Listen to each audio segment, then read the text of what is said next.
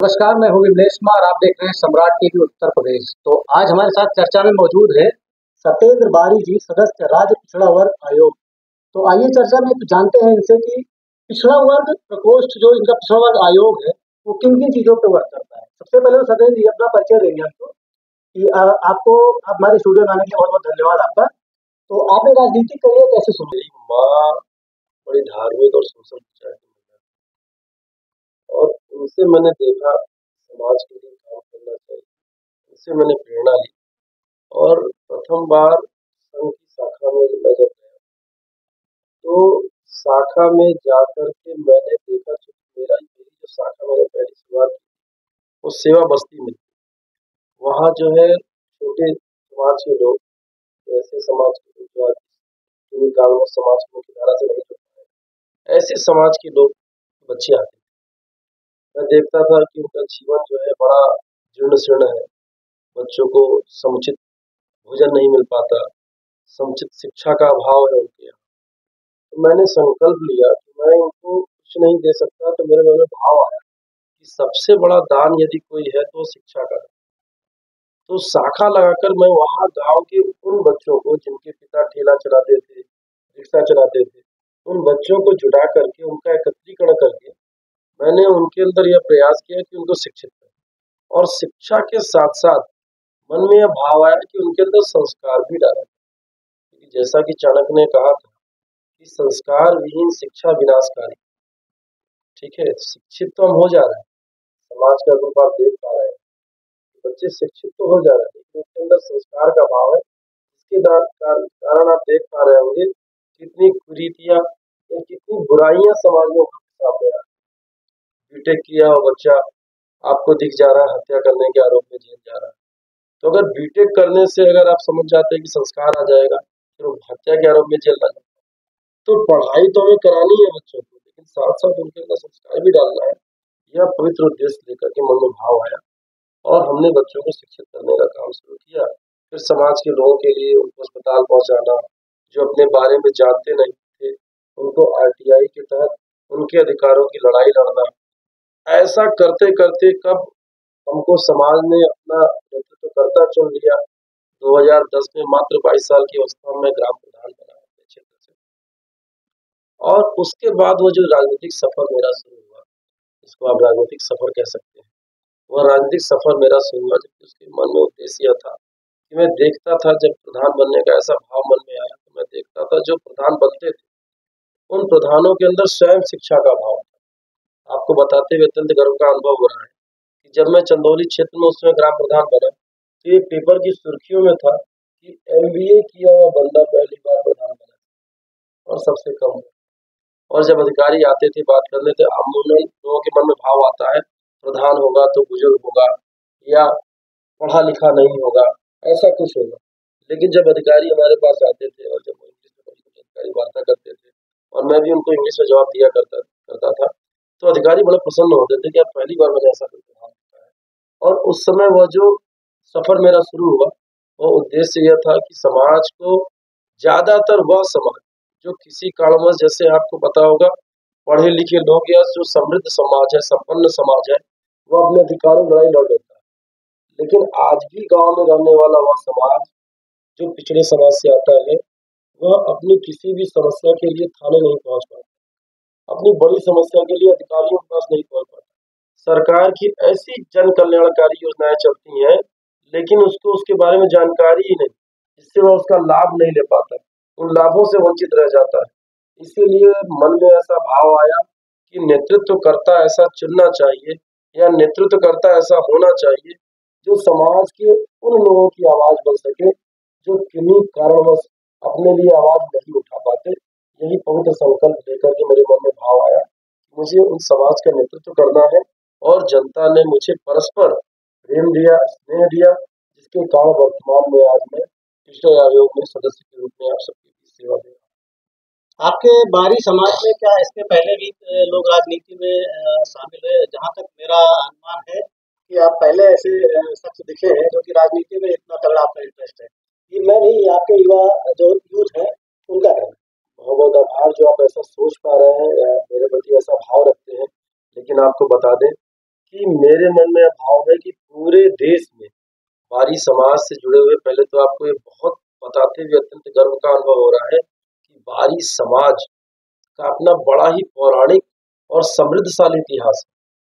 बारी समाज के कई पुरोधाओं ने, कई पूर्वजों ने इस राष्ट्र के निर्माण के लिए जब जब देश में ऐसा लगा, देश पर संकट आया, सनातन संस्कृति पे संकट आया, हमारे समाज के पुरोधाओं ने, हमारे समाज के पूर्वजों ने अपने प्राणों की चिंता न करते हुए इस समाज को, इस राष्ट्र को सर्वोपरि माना और राष्ट्र हित के लिए अपने प्राणों का त्याग किया।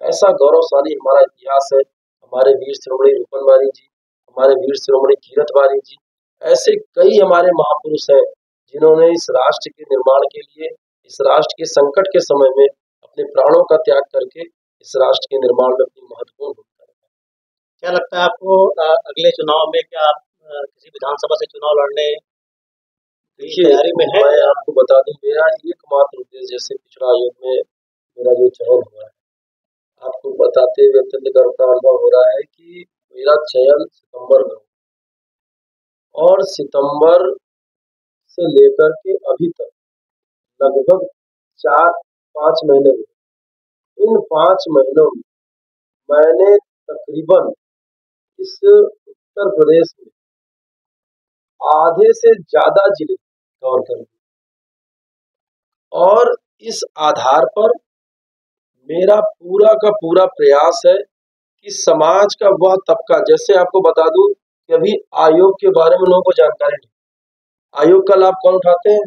जो सक्षम है, जो जानकार है।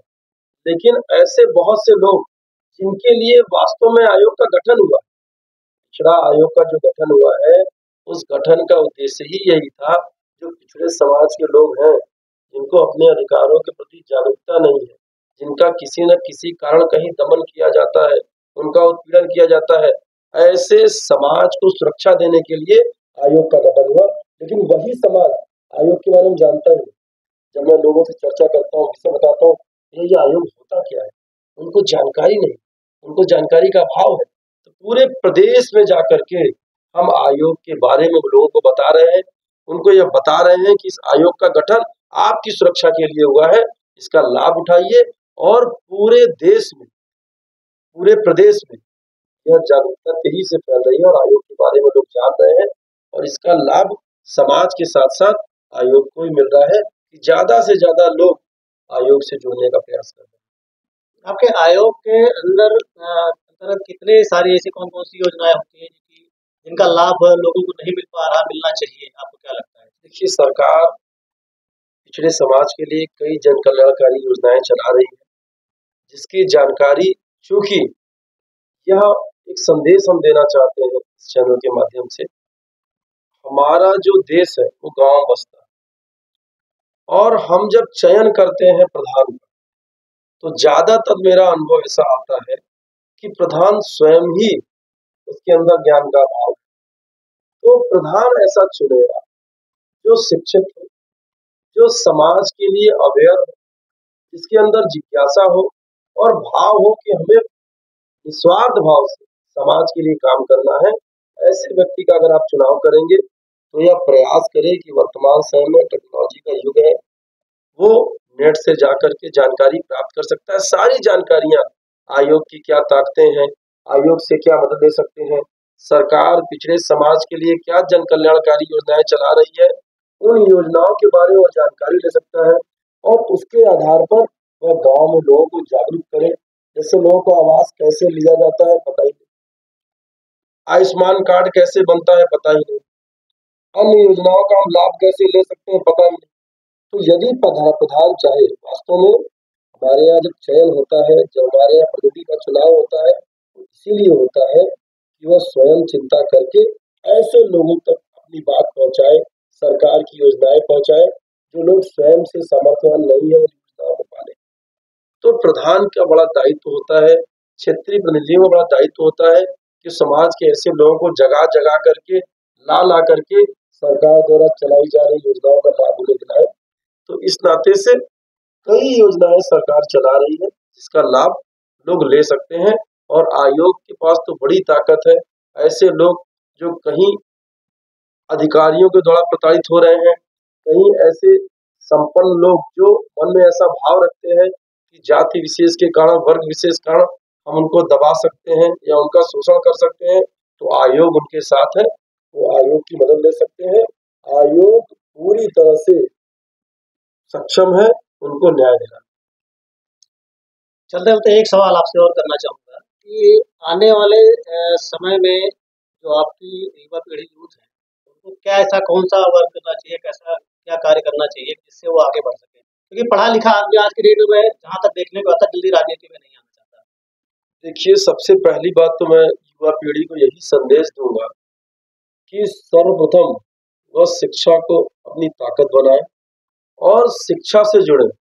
और एक सबसे बड़ा संदेश जो मैं देना चाहता हूँ अपने समाज को या ऐसे समाज के लोग जो आज भी अभाव में अपना जीवन बिता रहे हैं, वह 2 रोटी कम खाए, अपने बच्चों को एक कपड़ा कम पहनाए। अगर बच्चा ये कहता है कि हमें 2 जोड़ी जूते चाहिए, उसको 1 जोड़ी ही जूता दिलाएं। अगर बच्चा ये कहता है कि हमें रेस्टोरेंट में खाना खाना है, तो उसे ये बताएं कि बेटा हम रेस्टोरेंट में खाना नहीं खिला सकते, हम घर में ही खाना खिलाएंगे। इन पैसों को बचा करके आप उसका प्रयोग बच्चों की पढ़ाई में कराइए, बच्चों को योग्य शिक्षा दीजिए, बच्चों को बेहतर शिक्षा दीजिए। क्योंकि अगर बच्चा शिक्षित हो गया है, मेरा यह अनुभव है, जब आप कॉलोनी में जाते हैं, जब गांव में जो कॉलोनियां डेवलप हो गई हैं, उन कॉलोनियों में जो सक्षम लोग हैं, जो नौकरियों में हैं, जो बड़े व्यवसाय में हैं, उनको प्रधान पर कोई निर्भरता नहीं। प्रधान पर निर्भर कौन है? ऐसे लोग जो मजदूरी कर रहे हैं, शिक्षा न प्राप्त करने के कारण बेरोजगार घूम रहे हैं, यही लोग प्रधान के पीछे घूम रहे हैं। तो सबसे पहला संदेश मेरा युवाओं के लिए है कि शिक्षा पर ध्यान दीजिए, बेहतर शिक्षा प्राप्त करिए। सरकार द्वारा कई योजनाएं आपके हित के लिए चलाई जा रही हैं, उसका लाभ उठाइए। क्योंकि अगर आप शिक्षित हो गए, तब आप एक अच्छे व्यापारी बन सकते हैं, एक अच्छे व्यवसायी बन सकते हैं। किसी भी क्षेत्र में जाएंगे, एक शिक्षित व्यक्ति, एक अच्छा पढ़ा लिखा व्यक्ति किसी भी क्षेत्र में बड़ा काम करता है, बेहतर काम करता है, ऐसा मेरा अनुभव है। अगर राजनीति के क्षेत्र में भी जाना चाहते हैं, तो पहले शिक्षा का चुनाव करिए। शिक्षा प्राप्त करने के पश्चात आइए। राजनीति में बहुत बेहतर विकल्प इस बात का है कि हमारे लिए कोई व्यवसाय नहीं।